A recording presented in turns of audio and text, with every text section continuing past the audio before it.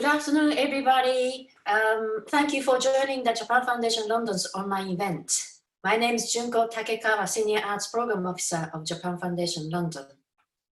I don't know where you are, but London has a horrible weather, so I'm feeling very lucky to stay at home. I hope you feel the same. You may have noticed recently that more Japanese novels, especially contemporary ones, have been translated and some of them have been displayed at the bookshop windows. However, compared with the actual number of novels published in Japan, this is still a tiny portion of what you may be able to come across. Yet, the increased number of translated editions signify the growing popularity of Japanese contemporary literature, which is reflected in some authors' willingness to travel globally to attend literature events. One thing we should not forget, however, is that when it comes to foreign literature, we are in essence reading a translator's interpretations. That is their voices. The quality of translation as well as adaptation that make that book readable to us may determine the impression of the book itself. Despite this, their faces and voices of translators are quite often hidden in the shadow.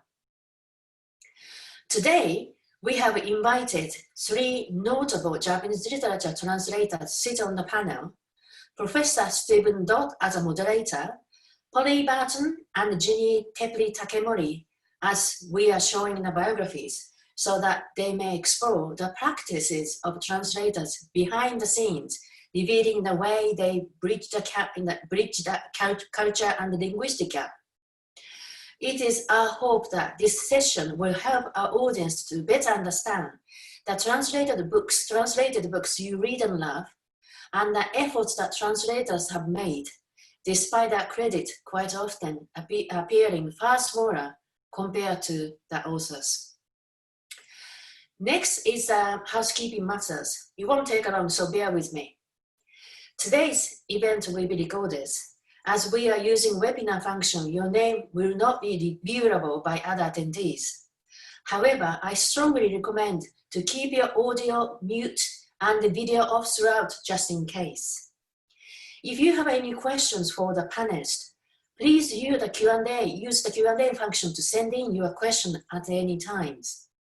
Remember, the attendees' question may be seen by everybody else, so that you can upvote a particular question placed by another person which you would like answered, or if it is the same question as yours, by simply clicking the thumb up icon next to the questions. Lastly, as always, we will send you an online questionnaire, so please spare a short moment to complete it for our future events. Thank you so much, and I hope you enjoy it. Over to you, Stephen.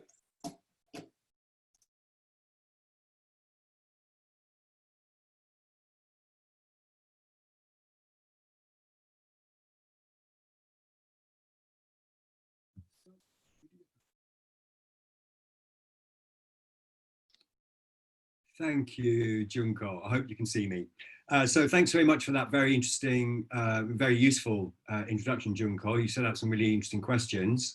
And it's a great pleasure to speak to both Polly and Ginny, two very well-established and highly respected translators, and get some, hopefully get some real sort of practical insights into what it means to be a translator. So well, there are many sort of questions we could ask, but I think I'm guessing the kind of things that a general audience would want to know from these two translators, particularly what makes a translator? How does someone choose to become a translator? And secondly, some really practical details, the process of translation. How, you know, what are the problems? What are the joys? What are the things that have to be addressed when it comes to doing a translation in a very practical, nitty-gritty way? So that's what I'm going to concentrate on, those two things: becoming a translator and the practice and process of translation. Now, there's lots of other questions related to more general things like publishers, markets, financial side of things, translator networks, and so on. And probably I'm not going to get, or we're not going to get as far as that.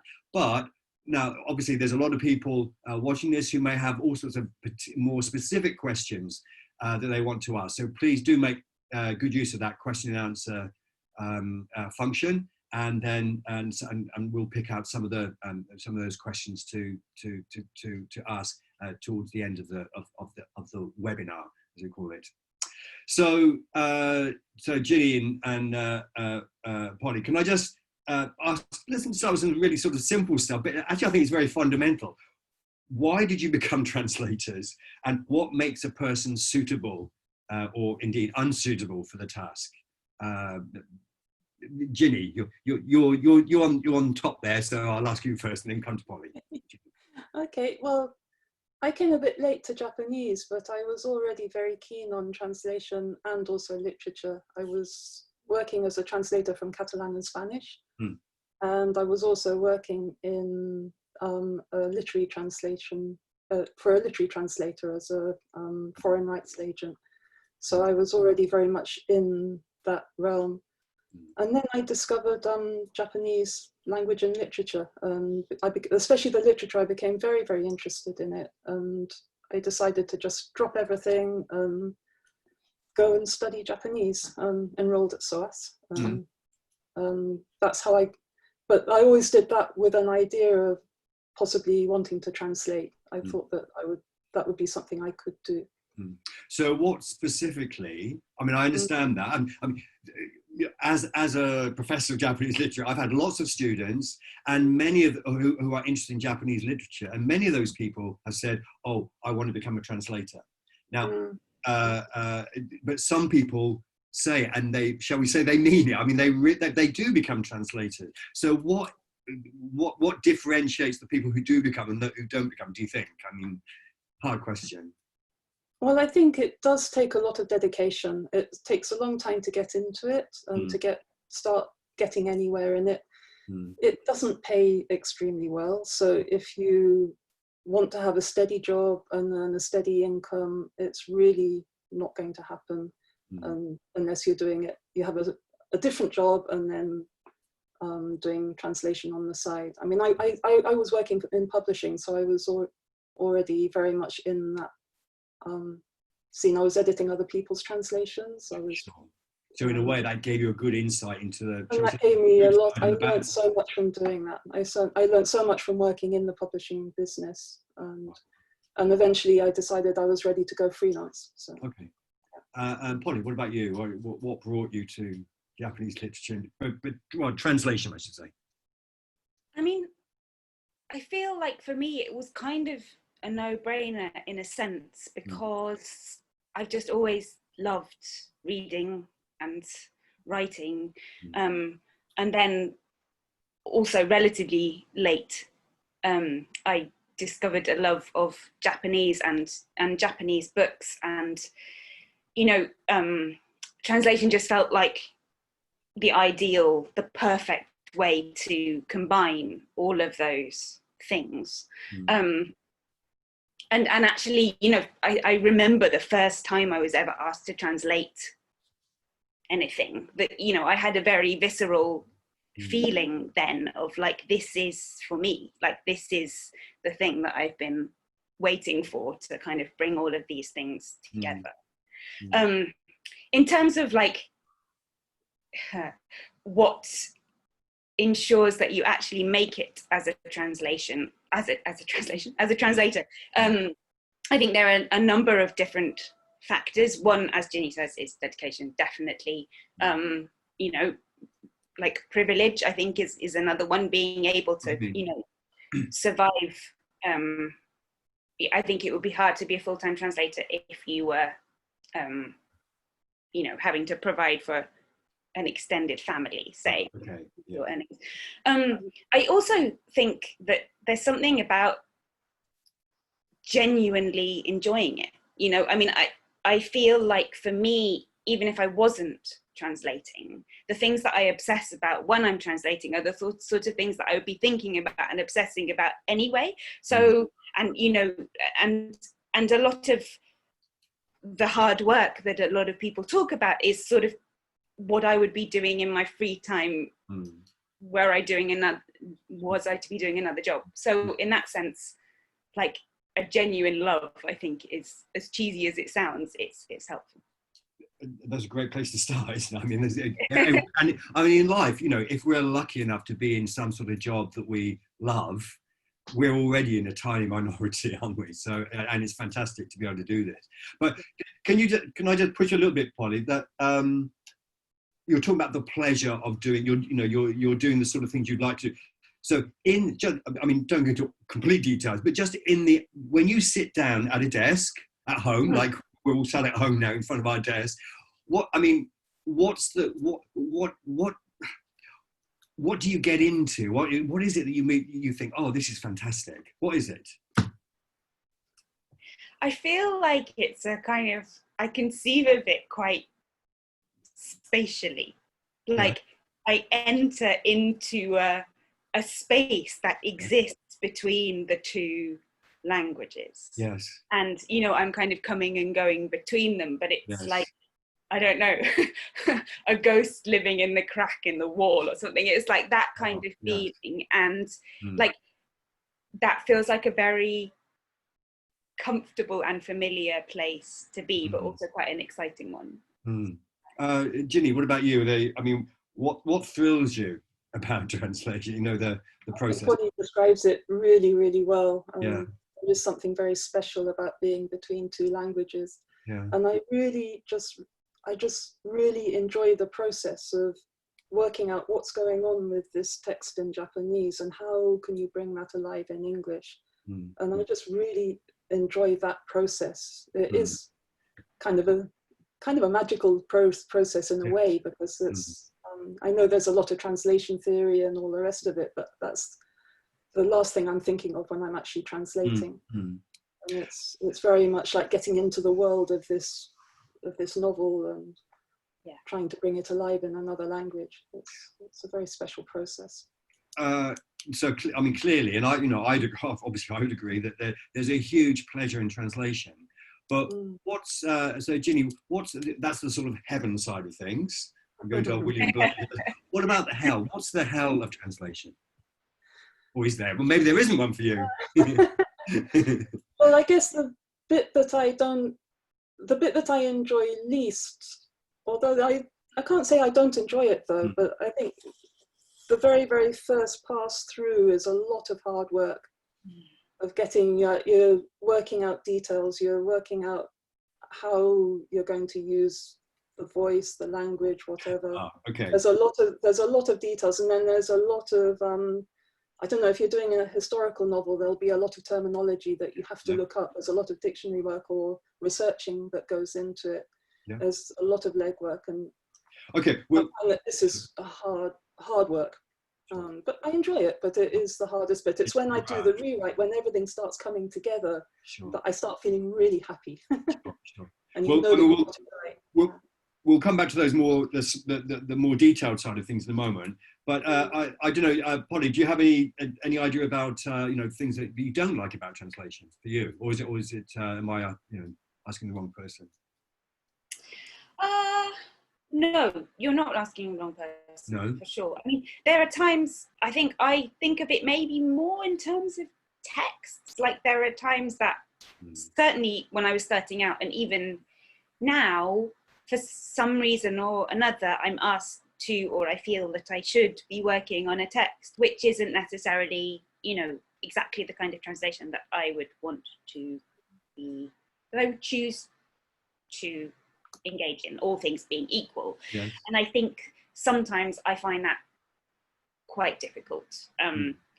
Because, essentially like translation is about occupying another voice, right? And it's about kind of empathizing and, being made to empathize with someone that you wouldn't necessarily want to empathize with, or, spending a lot of time saying things in your voice, in their voice, in some kind of hybrid of those two voices, with a character that, or a writer that you wouldn't necessarily choose to associate with in real, I think. You've brought me very neatly to my next question, which is how do translators choose their texts? Do they choose them, or are they chosen by publishers? Or is there something that you really want to do, and what you do it without even getting a publisher sorted out, but you just love to do it? I mean, my quick answer to this is that it is such a total mix for me. You know, I've not had two jobs that have arrived in the same way, I think. So a book that I've just finished working on, which is coming out with Bloomsbury in November, is the first book that I have ever kind of found and pitched to someone totally from scratch. Everything else has come to me through something or been building on something else.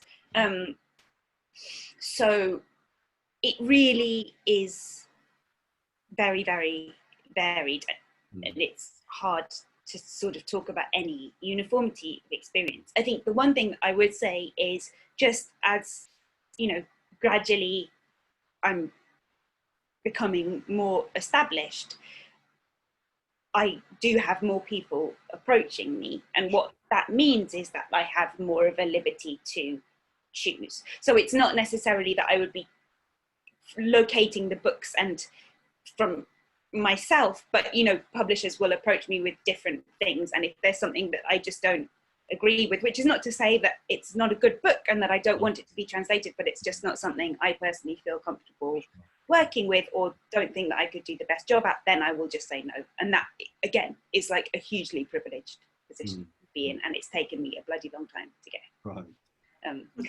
Yes. Ginny, what about you? Do you, I mean, to what extent are you free to choose the books you want, and how do you make your choice, or is it is your choice imposed upon you? Yeah, I mean, it's really just as Polly said. I mean, books come to you in very, very different ways. Sometimes you do get the privilege to choose something yourself and manage to convince someone to publish it, but sometimes you don't. And once you, I mean, after the success of Convenience Store Woman, for example, I'm working with the publishers on other titles, so we discussed it, and they're basically relying on a lot on what I say as well. So there is, and the same with Kyoko Nakajima as well. After The Little House was published, we're working on a collection of short stories, which they're taking out. You know, I'm working with Ian MacDonald on that one, and we discussed the stories, and a lot of the choice was mine and Ian's. I mean, I suppose one of the dangers is that if you are very successful with one particular text, you might be pigeonholed. You know, it's like being an actor and you play a certain role, and suddenly, you know, you're that role for the rest of your life. And you know, maybe that, but that's not true. Do you think? I don't really think so. I mean, okay. I think the texts that I translate, the authors I translate, are very, very different. So I think it is. I don't feel pigeonholed really. Okay, well, look, I'm going to go on to the practice and process in a moment, but just have one more general question, which is about, shall we say, authenticity. And I'm, you know, I'm being a bit of a provocateur here in the sense. So, to what extent can a translation be considered original? And if the translation is successful, then is it your success? To what extent do you own that success? Or to what extent do you think, oh, I'm just the translator? And you know, I mean, more generally, is a translator and I'm saying this with, you know, tongue in cheek, but is a translator always inferior? What the translator does, is that always inferior to the original text? What do you think? I mean, you know, I'm laying it on a bit thick here, but Polly, what do you think?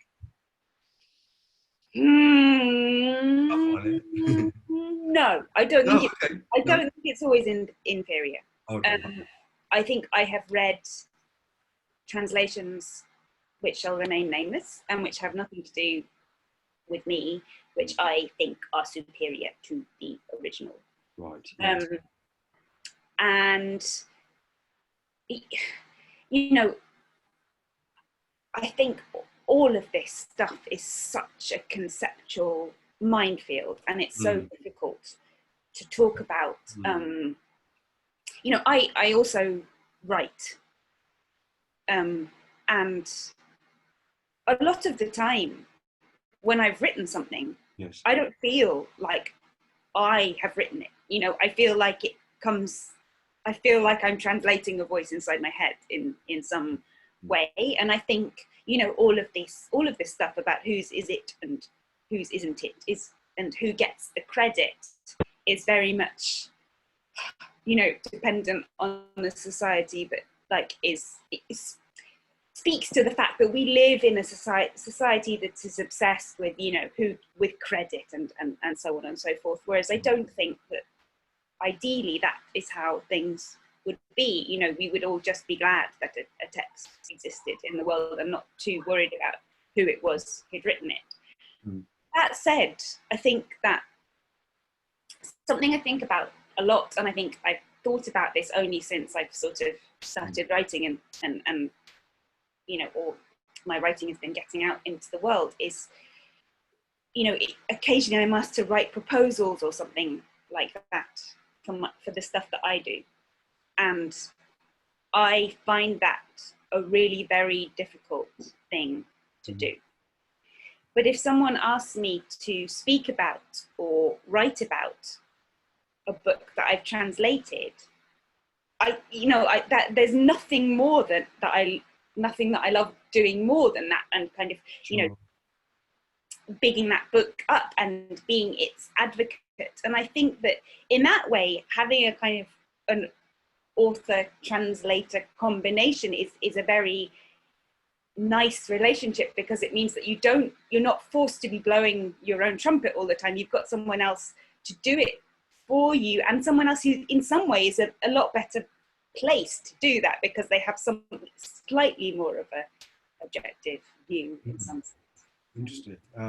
Ginny, what about you? That whole question of Yeah. whose book is it? I mean, yeah, I think that you know, Polly said some fantastic things there, and it's true. I mean, I think what she says, there's a lot of truth there. It's maybe a question of like position, isn't it? You know, where do you stand vis-a-vis this book, and you know, how we're considered the owner or whatever. But what do you think, Ginny? I was just going to say that I really like the way Sayaka Murata puts it. She says that she believes that a book is a bit like a piece of music.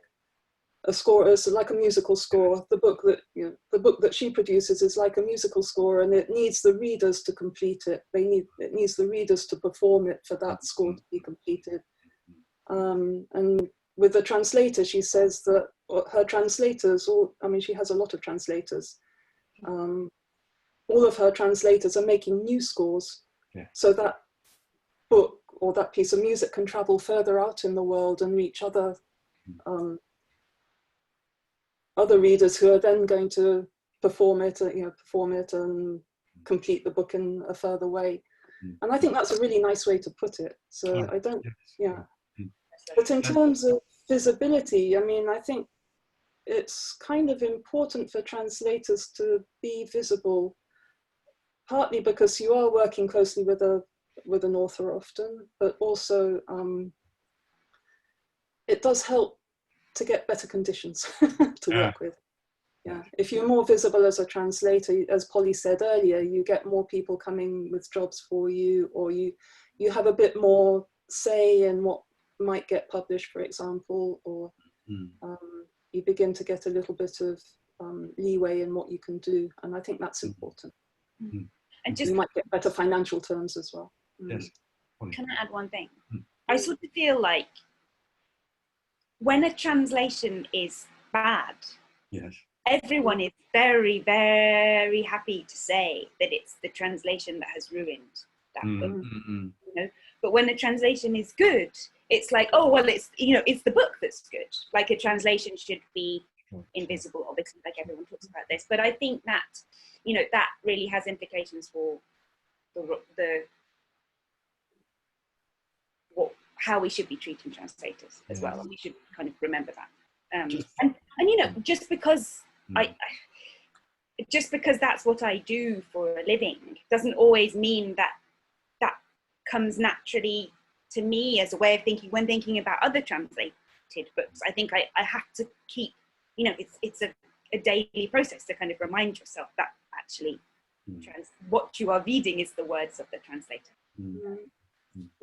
I mean, just to complete that, complete your thought. I mean, if I can add to your thought, from a translator's perspective as well, I know now from my own experience that when you read a review, you read it through, and if they like the book, you think, oh, great, that's it. And even if they don't mention you, or generally they don't, that's fine.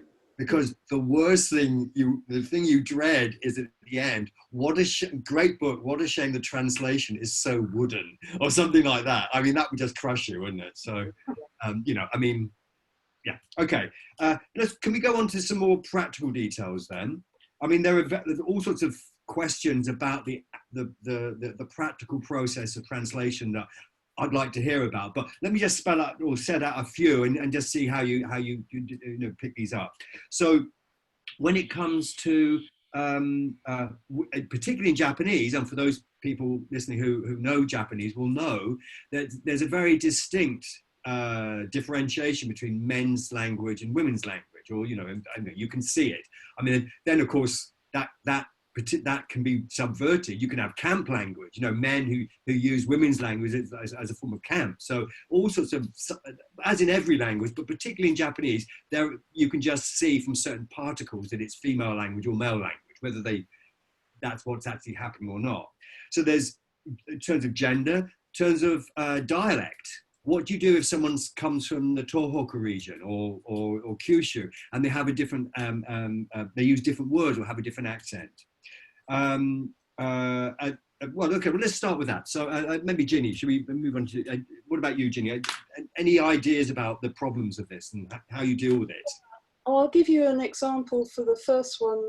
I can give you examples for both actually, but the first one, I don't know how many of our audience know that in Japanese you have dozens of words for the first person pronoun I, or dozens of words for the second pronoun you, and all of these words show some relationship to the people around them or says something about the person, their context in the world.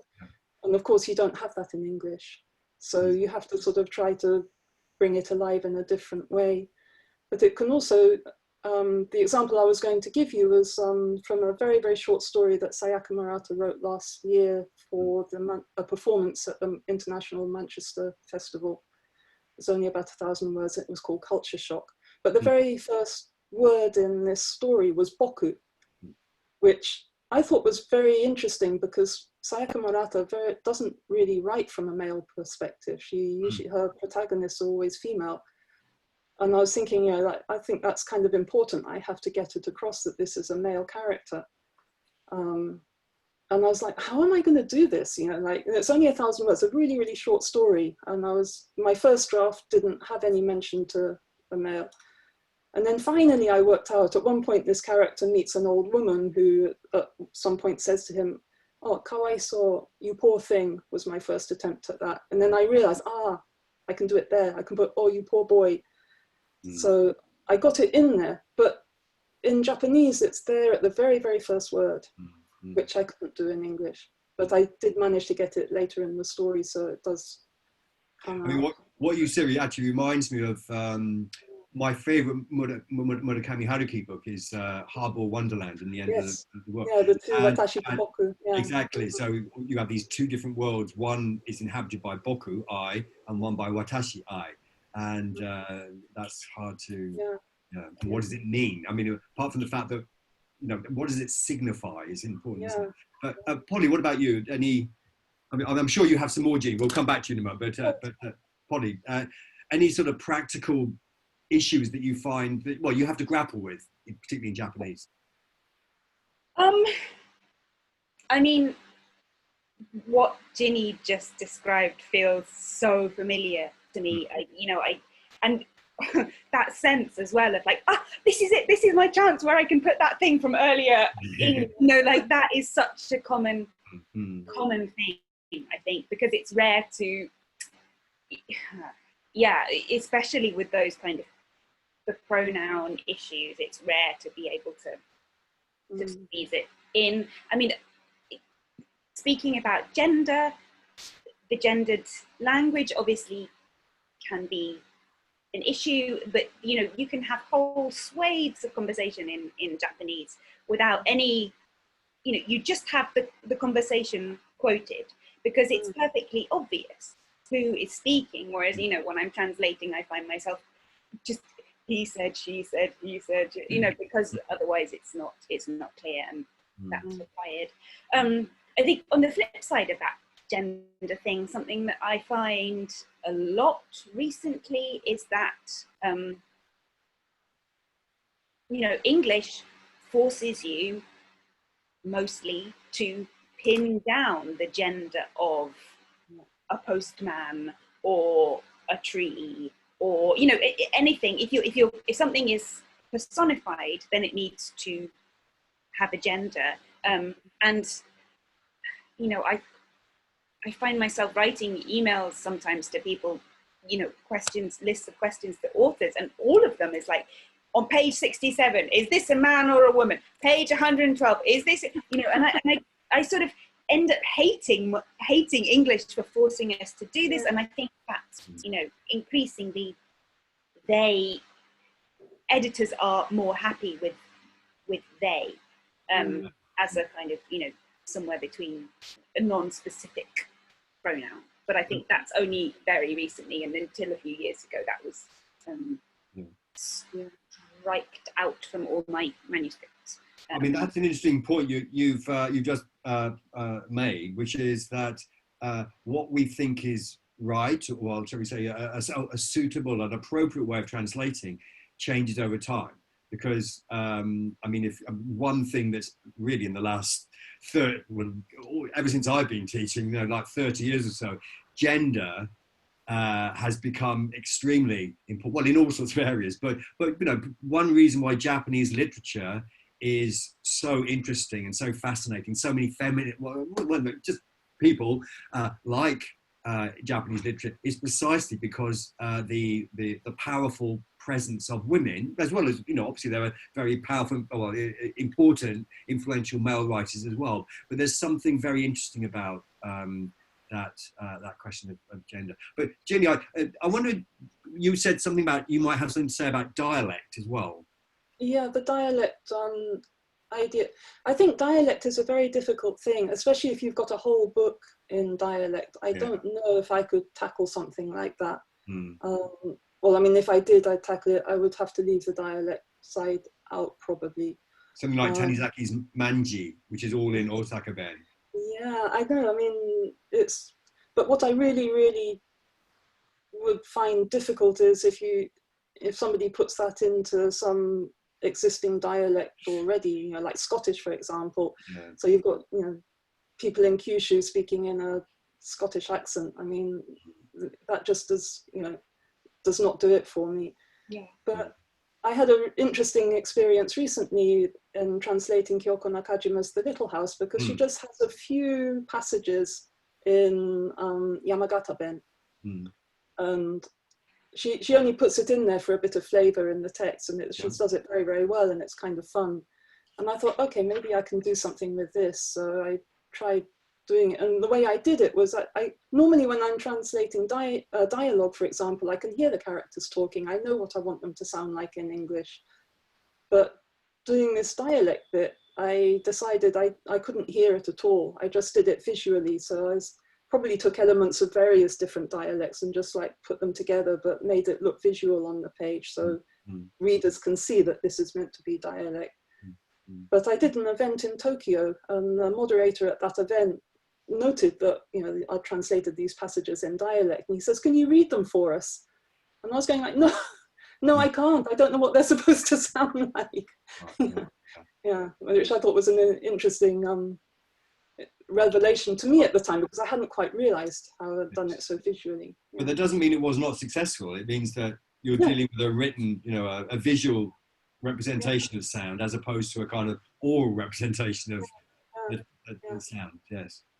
Can I just, Polly, you touched on something just now, and you said how when you have a string of sentences, and I've noticed this myself, when there's conversations going, often you don't say who said it, but you were saying that when you're translating, you might have to say he said or she said.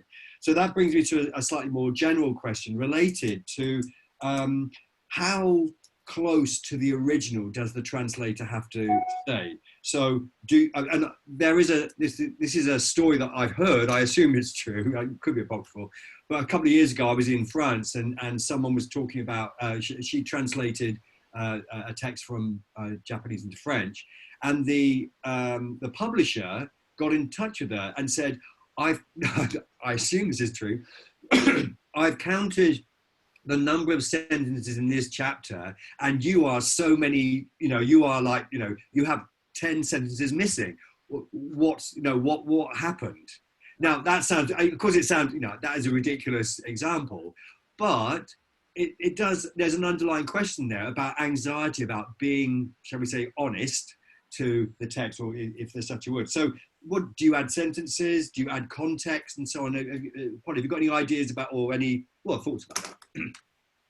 I feel like where I stand on this question is constantly evolving. And I think, when I first started out translating, I sort of made a pact with myself that I was going to replicate exactly the sentence number in the original Japanese. So if that was a short sentence, I would do a short sentence. If it was a paragraph long sentence, I was going to reproduce that in English.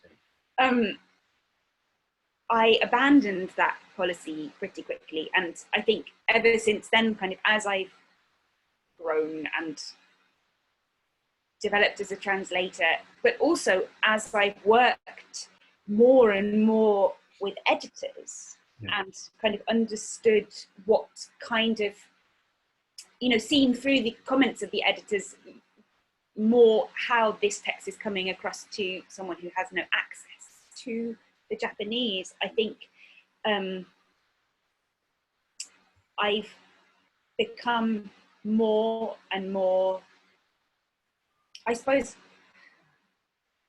in a sense, I still think that the most important thing is to stay faithful to the voice. But I think my understanding of what staying faithful to a voice means has just grown and grown and grown. And now so this novel that I've just finished translating is it's really very much voice driven. And I think with that, kind of more than anything else I've worked on, I did add some things for context, and I added some things, and then my editor asked me to add other things, and because the sort of fluidity of it and the believability of it as a voice was the most important thing. And so sentences got cut up, sentences got melded together, things got added, and I feel like if I hadn't done that, it wouldn't have worked. Ginny, what about you? One thing, there are many examples one could have, but one thing that comes into my mind is something like, I think we might have talked about this probably before, but like tabi. And tabi are, well, what are they? These white foot things that people wear generally in very clean shrine environments. It has a sense of purity and cleanliness. They're always white cotton. Now, but I've seen it translated as white socks. Well, you think of like bits of slightly woolly and like your toe sticking out. I mean, it just doesn't come across. So that sort of, I'm not, that sort of thing. What do you do, Ginny? I think it really depends on the text and the importance of that word in the story as well. I can't remember ever having to translate tabi actually in any of the things I've done. I can't remember, but I've seen split toe socks for that or whatever. But maybe to give a different example would be like a kotatsu, which is the low heated, table with a heater underneath and a quilt that people sit around. That's a long translation. And I mean, now I think I see a lot of times people use kotatsu, which is fine. People can look words up these days very easily. But what you don't get from looking up a word is this whole cultural feeling surrounding this word. So what the image that a kotatsu brings up for Japanese people, it tends to have a very sort of cozy image of family harmony, sitting at the kotatsu eating mikan with your grandmother, and you know, it's so if it's in a situation where it's not serving that function, it can, just that fact can really stick out for a Japanese reader. But how do you bring that across to an English reader? Yes. Yeah. For example. Yeah.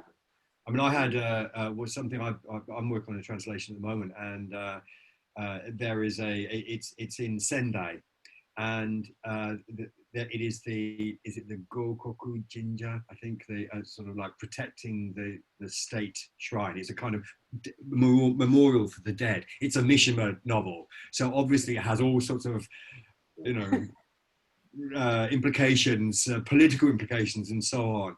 And so, I mean, I haven't really got an answer for the moment, but all I'm saying is that, you know, you just you translate it to, oh, it's this is what it is, but it actually means something else. And that brings me back to something that Polly said about long sentences.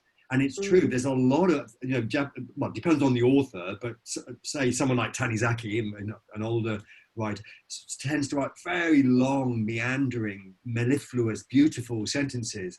Now, we can do that in English, but it almost feels German. I mean, you know, Germans tend to write in longer sentences. My students used to be like, my German students, I could tell they were German because they'd write beautiful structured sentences, but they were very long.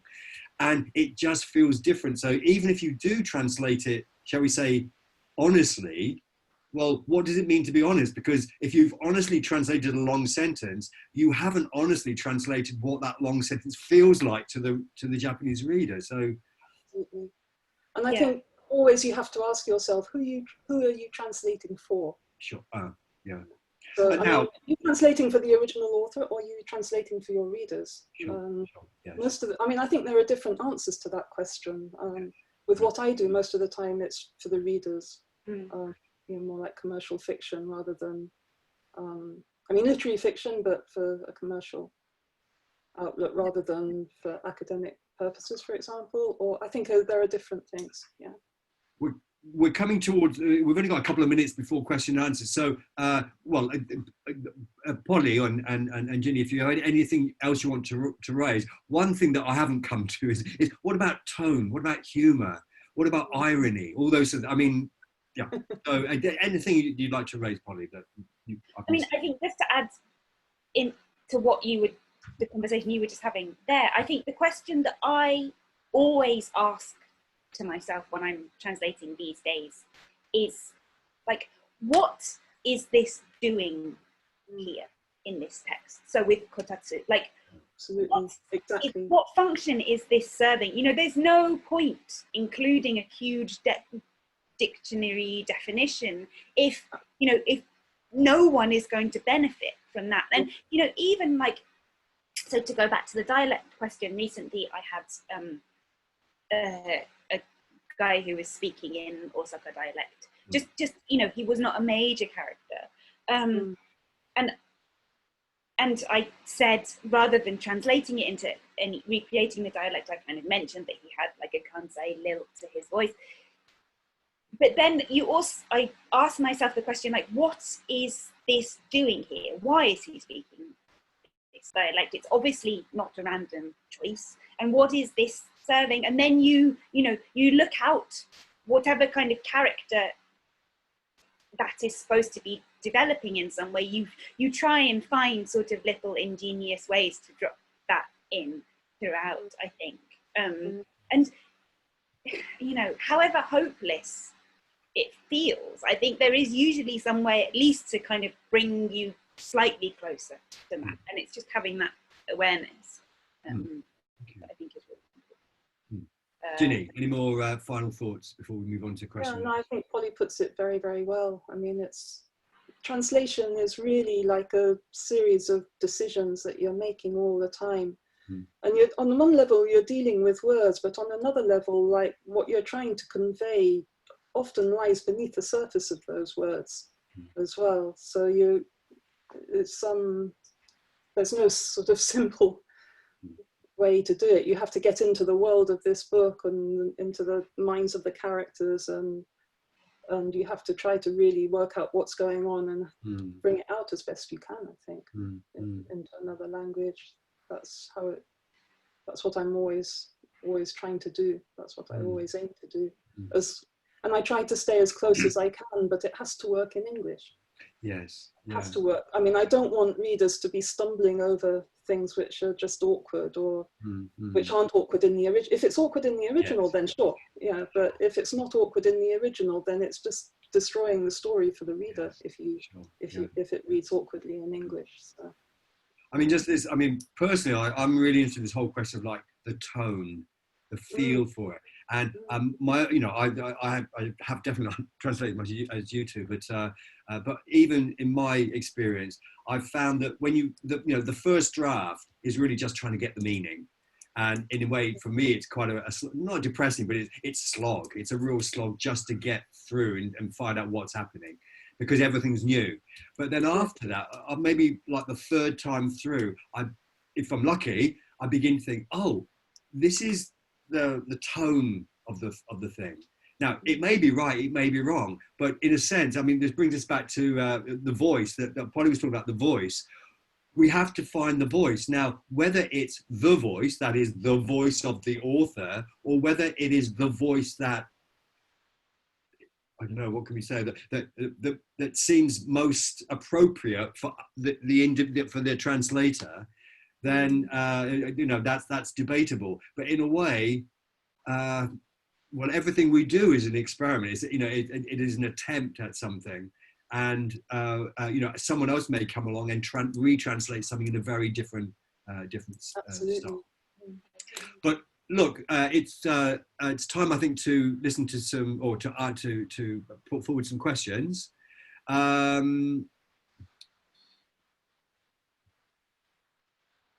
Right.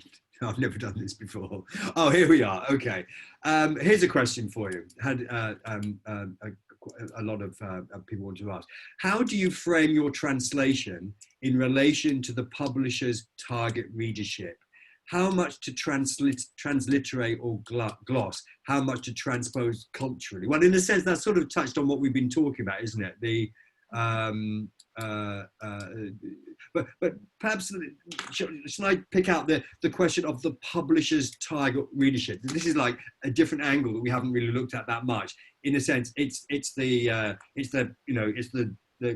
cash question, because obviously if you're translating for a commercial publisher, they want sales. So to what extent are you aware of that when you're translating? I mean, Polly, what do you think? You feel the kind of the pressure of the translator, the pressure of the publisher breathing down your neck, or not? And I try not to work with publishers who I feel would be overly money. This is not going to, I mean, in a sense, I want people who read my translations to enjoy them as much as they can and to get everything that they can from them. But I don't think, I wouldn't want to translate for a readership who is going to be really turned off by any mention of anything Japanese, for example, because then why are you reading Japanese literature? I'm not interested in translating Japanese literature so it reads like English literature. That's not what this game is about. I think within that general statement, there's lots to be broken down. I'm thinking of a specific example from this book that I just translated, which is about a woman who does 5 jobs in the space of 1 year. And one of the jobs that she does is writing the trivia for the back of rice cracker packets.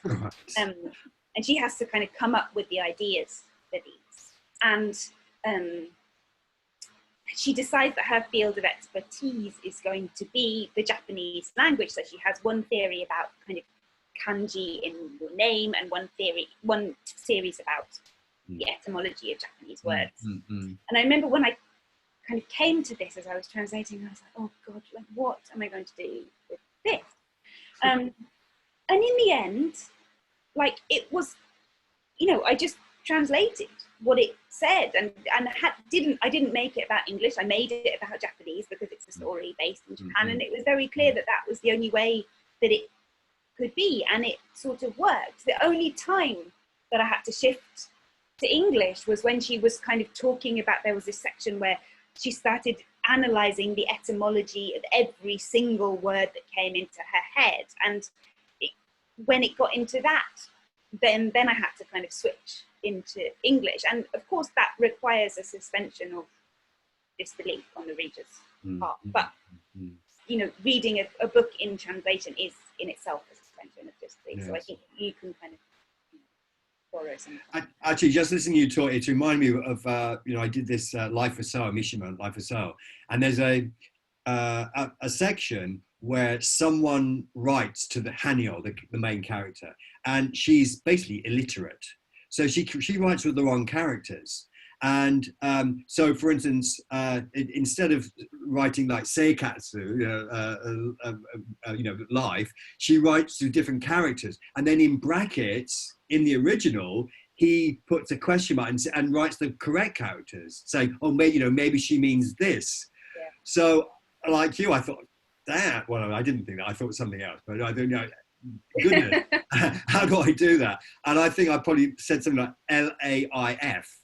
So, you know, like someone who's illiterate would write it in the wrong way or something like that. But yes, and you just pray that there's a way to get around it, isn't it? But Ginny, what about you? Well, yes, I think all of that. I mean,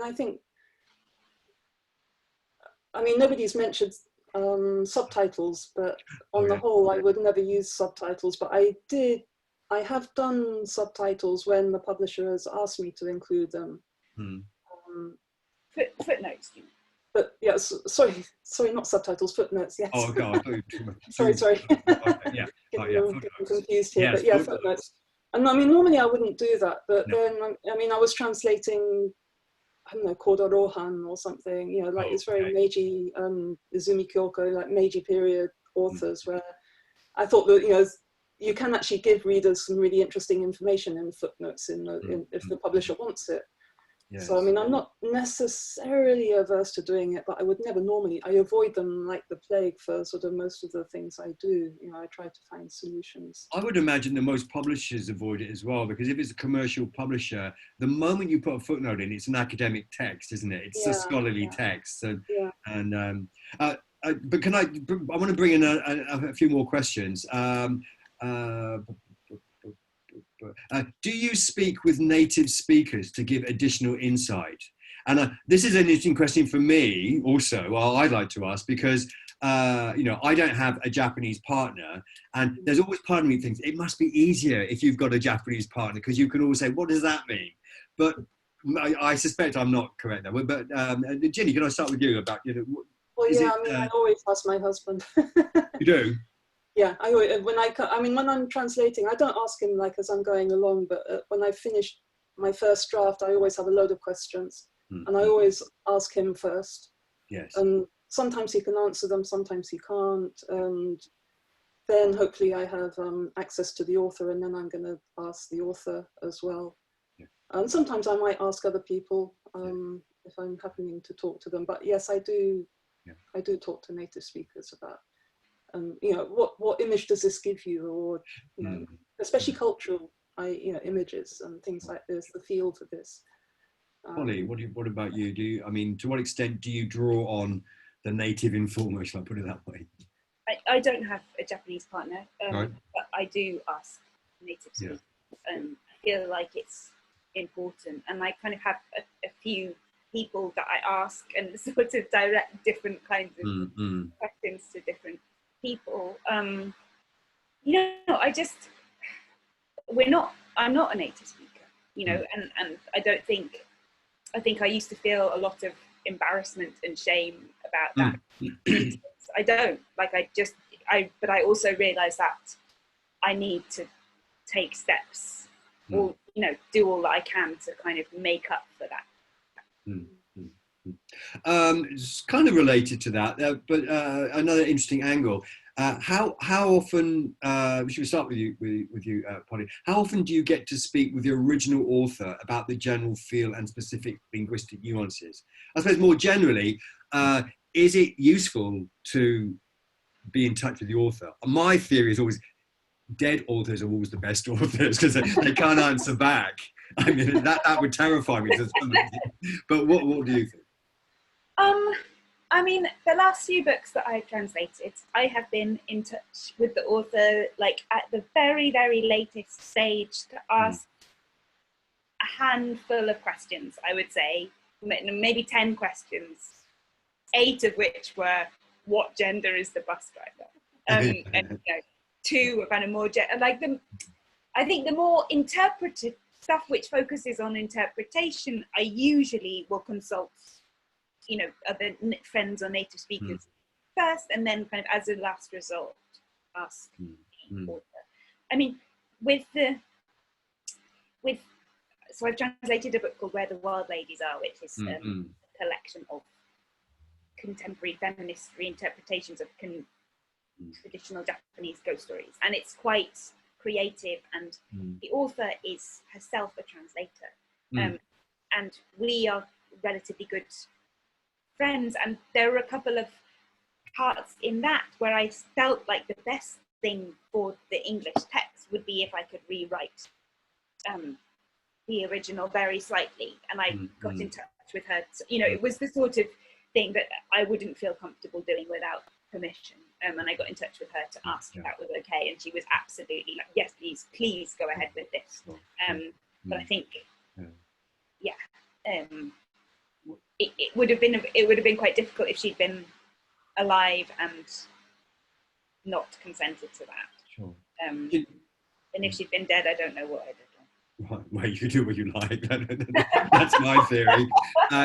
Ginny, what about you? I mean, what about it's the relationship with authors. I mean, actually, Polly just said that she gets on well with author. Sometimes that could be a problem if you want to do something and you don't want to hurt their feelings. What do you think? No. I mean, that's not at all. I get on very, very well with Sayaka Murata and also with Kyoko Nakajima. Okay. I've been very, very lucky working with them. Yes. They're super accommodating.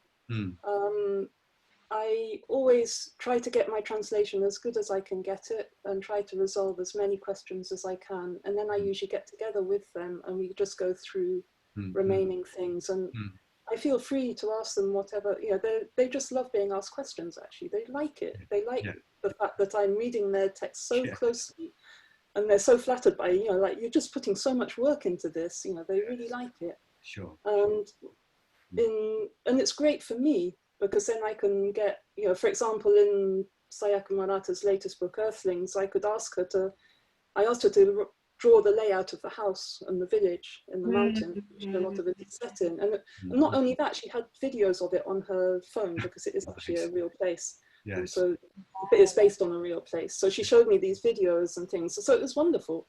Right. And with Kyoko Nakajima, her English is actually pretty good. So I've done something I've never done with anybody before, and I show her my translations. Right. And I say, please read them, and if you see something you disagree with, then tell me. Because she's super reasonable. She's lovely, and she's very, very reasonable, and she's great. So I find it really rewarding working with them. I mean, years ago when we did the with Ralph McCarthy and Charles de Wolfe, I translated Yu Murakami's From the Fatherland with Love. Oh, okay. Ralph has a very good relationship with Yu Murakami, and he was great with us as well. He just said, do whatever you want. It's your book now. It doesn't matter. It's not mine anymore. It's you do what you want. And so he just let us do it. Yeah. Okay. So every author is different, I think. We've got just a minute or so. Something to squeeze a very practical question. Where was it? How many hours a day do you translate on average? What kind of vacations do you plan for yourself? I like that question. Okay, what's a vacation? Yeah, what is a vacation? What is a vacation? It varies wildly, and it depends on what stage I'm in. you know, probably an average is about, I don't know, 6, 7, 8 That's good. ish. Right. But depending, and then, you know, there'll be days where I do 2 and I'm absolutely exhausted from it and I have to just go out and, you know, forget about it. It really varies. Holidays, I don't know really. Well, we're not going anywhere at the moment, are Yeah. we? Let's not start talking about the virus. Ginny, what about you? And what sort of routine do you have? Probably about the same as Polly, I guess, and it really depends. What I try to do is set myself a target of, for the first draft, of how many pages I'm going to translate that day. And sometimes it goes quite fast, sometimes it's a real slog. Sometimes I meet the target or overshoot it, sometimes I don't get anywhere near it. So, but I find it helps having that target as a sort of checkpoint to see how I'm getting along with the book. I have a similar rule actually. Well, not that it always works, but yeah. So I'm doing this translation at the moment, and I try to ensure that I've turned 1 page within the day. That's good. That's good. But what that means, because I just, you know, it's like it's that kind of, you know, it's that kind of book. So it's actually I'm not cheating. It's 2 pages. But so if you turn, you've done 2 pages, and that's pretty good, I think. Anyway. I mean, when I say to my brothers that I do just 2 pages a day, they say 2 pages, but they just don't understand, obviously. Bonus if start right at the end of it. I think we're kind of at the end of our time, so thank you both, and Junko, we'll come back to you. Thank you so much. Sorry for those people who actually sent us the questionnaires. We have overwhelming 82 questions. Yeah, I'm sorry. Nowhere we can, you know, ask all of them. And also that it's great that using chat and then question Q&A function that people actually audience contribute their opinions and experience whatsoever. So it is a real platform for discussion.